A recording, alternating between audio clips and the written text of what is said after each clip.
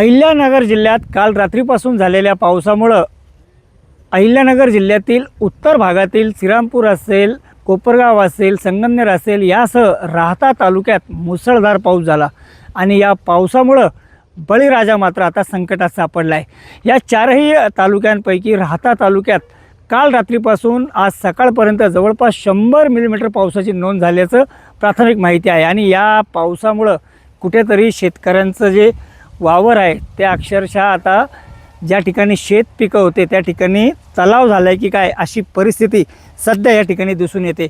आता मी राहता तालुक्यातील खडकेवाके शिवारात आहे। या ठिकाणी जर पाहिलं तर हे कांदा पीक आहे। हे कांदा पीक 90 दिवसाचा हा कांदा होता। जवळपास 60 ते 65 दिवस हे पीक लावून झाले होते आणि अवघ्या पुढच्या 15 ते 20 दिवसात यातून जे पीक निघणार होतं त्यानंतर शेतकऱ्याला त्यातून मोठा फायदा देखील होणार होता। मी आत्ता या वावराच्या बांधावर बसलो आहे। आपण पाहिलं तर इथं काहीच नाही, मात्र आपल्याला वाटेल की ह्याच लेवलला कदाचित हे शेत असावं। मात्र मी तुम्हाला दाखवू शकतो की या ठिकाणी किती पाणी आहे।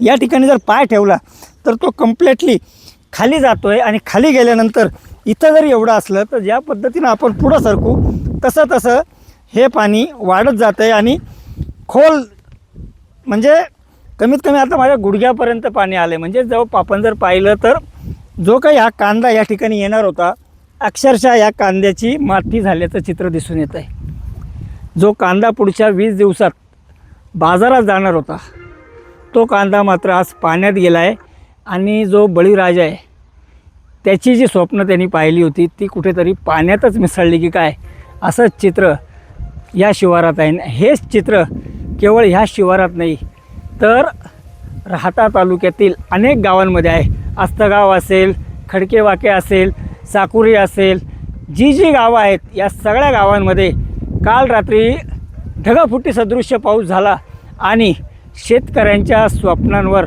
पाणीच फिरले की काय असं चित्र निर्माण झालं आहे।